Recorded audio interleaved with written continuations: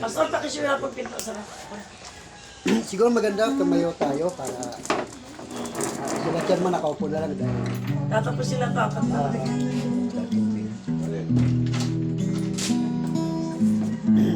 tayo muna ay umawit sa Panginoon ng isang awitin at tayo po ay mananalangin mamaya.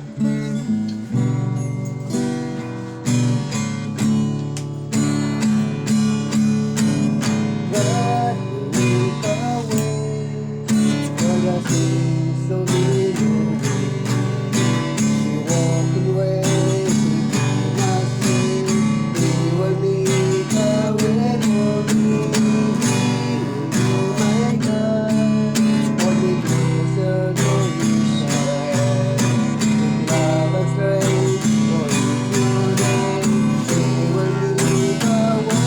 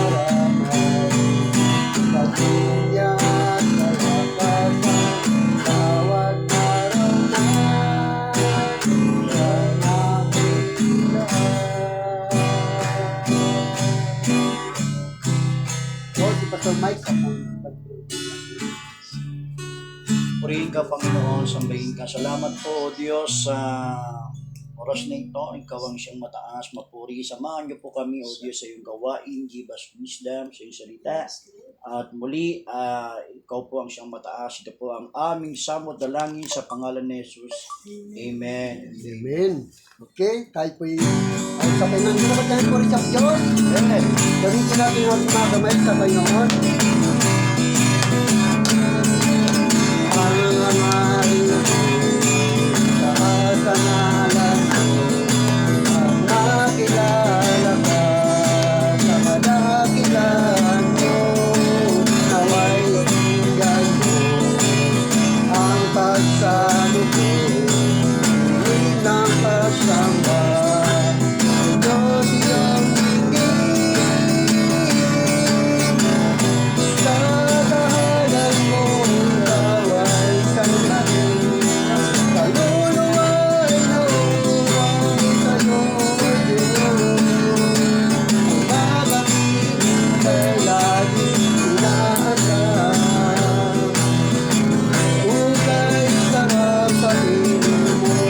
Sa mga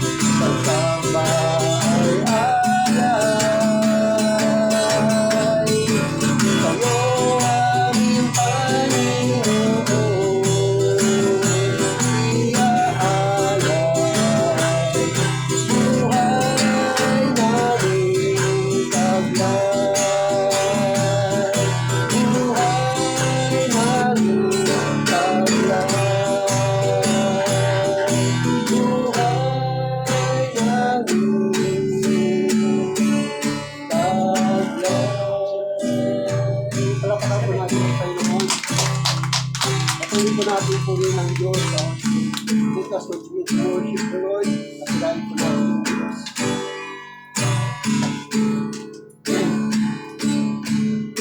Yes, of Lord Jesus. Hallelujah. I shall love the Lord with all my heart. I shall love the Lord with all my soul.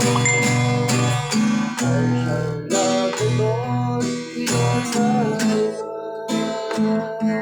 with all my heart, with all my soul, with all my mind. Once again, I shall love the Lord. I shall love the Lord with all my heart. I shall love the Lord with all my soul. I shall love the Lord with all my mind, with all my heart, with all my soul, with all my mind. Lord, I love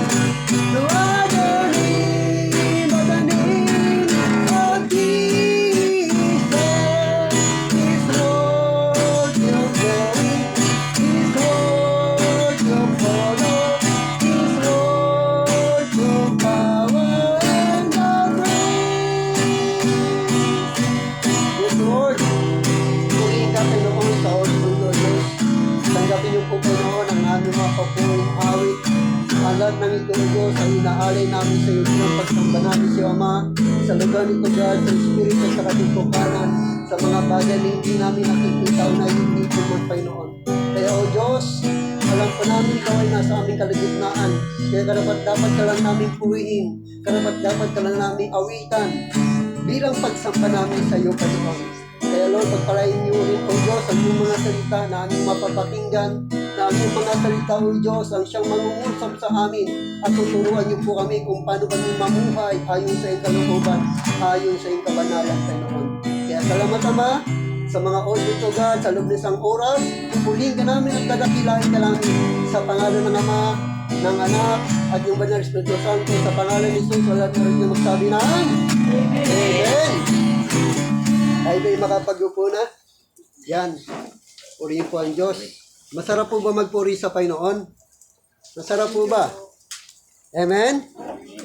Sapagkat darating po ang araw, ito na lang po ang ating gagawin na tayo po ay laging magpupuri at sasamba sa Panginoon. Hindi, kaso lang nga, hindi lang sa lugar na ito. Kundi tayo po ay nasa kabilang buhay na po yun. Dahil sa kabilang buhay, doon po yung tunay na pagsamba natin sa Panginoon. Dito, ensayo lang po ito. Practice, no? Kung paano tayo magpuri at magsamba sa ating Diyos. Kaya, ang mga awitin pong ito ay dito natin napapupurihan at kasi dalawang klase po ang awit, no? May awit sa sanlibutan at may awit para sa Diyos. So, ang inaawit natin ay hindi po para sa sanlibutan. Ang inaawit natin ay para sa Diyos. Amen po ba? Amen. Amen? So, mapapakinggan nyo ang kaibahan ng awit ng sanlibutan at ng awit ng para sa Diyos. Kaya, so, nakikita natin at naramdaman natin ang presensya ng Panginoon habang tayo po ay umaawit. Kung tao sa puso natin, ha? Kasi kung hindi wala sa tao sa puso natin ang pag-awit, hindi natin maramdaman ang presensya ng Diyos. Pero kung tao sa puso natin, maramdaman po natin yun sapagkat ang awit ay magbibigay po sa atin ng kagalakan, kapayapaan sa ating pong mga puso. At bago po tayo dumako sa salita ng Diyos, ay tayo muna po ay magpasalamat sa Panginoon. Pangunahan po tayo ng ating chairman sa pagpapasalamat po natin sa Panginoon. Nagpapasalamat ako sa Panginoon dahil napakabuti na. Hindi niya ako pinabayaan kasi ito si Sherry lang. Ito si Marco Sunday. Yung may lagkit. Nagbibigay tayo ng offering. Bilang tao minsan, nahina tayo Amen. Ano sa pera, di ba? Pero hindi ako nagpadaig Binigay ko para sa Panginoon.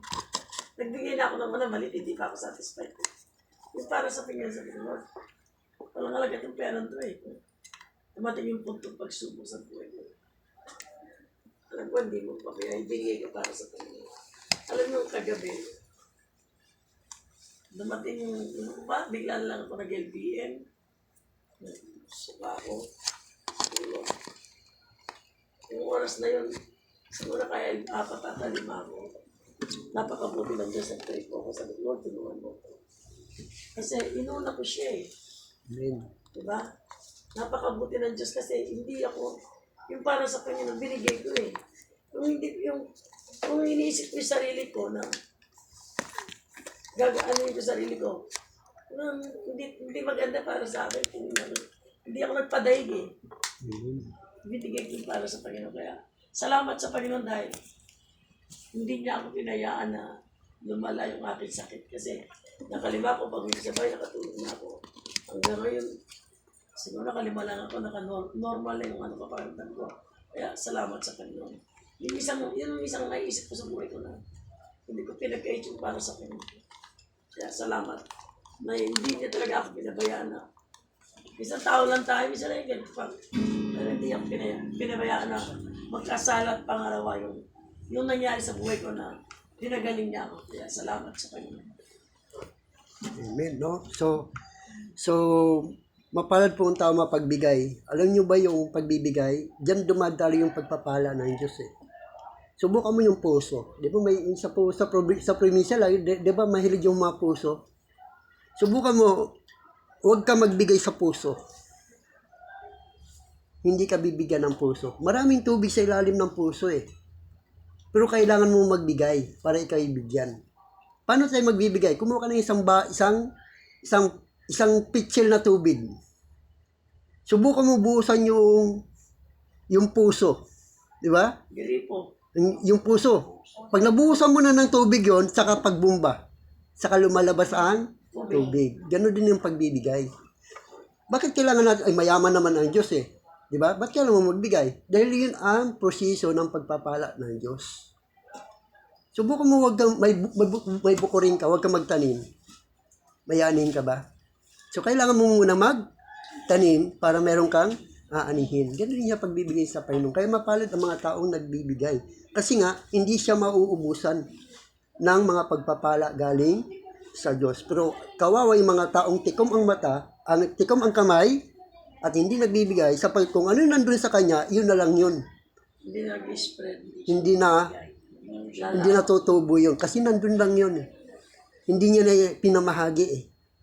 Hindi niya, kumbaga, puhunan mo, hindi mo kinalakal, hindi mo pinakawalan. Dapat ipamili mo ito. Para lumago, tumubo. Ganun din yung ano po natin. No? Kaya mapalad ang taong mapagbigay. Meron pa ba? Magpasalamat sa Panginoon bago tayo nakarinig sa salita ng Diyos. Meron pa tayong ilang minuto. No? Meron? Okay, kung wala na. Andiyan na ba tayo makinig sa salita ng Diyos? Amen. So, ang pagkain po, ang salita po ng Diyos, pagkain po yan ng ating espiritu. Ibig sabihin, yan po yung kailangan ng ating espiritu. Kasi dalawa po ang nabubuhay sa atin, soul and spirit. Ang pagkain ng espiritu, yung ininom natin, ay ang pagkain ng kaluluwa natin, yung ininom nating kape. Yan, kapag inom tayo ng kape, lumalakas ang ating kaluluwa. Pero nagugutom naman ang ating espiritu. Ngayon, makikinig tayo ng salita ng Diyos, mabubusog ang ating espiritu, magugutom naman ang ating kaluluwa. Saan? Yung pagkain ng mga biskwit, tinapay, yan dyan tayo nagugutom ang ating kaluluwa. Kaya ngayon, darating tayo ngayon sa pagkain espiritual. Dahil si Kristo may sabi, hindi lamang sa tinapay nabubuhay ang tao, kundi sa bawat salitang namumutawi sa bibig ng Diyos. Amen. So ngayon, handa na ba tayo makinig? Amen. Handa na ba tayong kumain? Amen. Yan, kung handa na po tayo kumain, meron tayong kusyonero rito na siya'y pinaghandaan niya na masarap na pagkain. Tawagin po natin si Pastor Wally na siya pong magpapakain po sa atin. Magandang hapon po sa inyo lahat.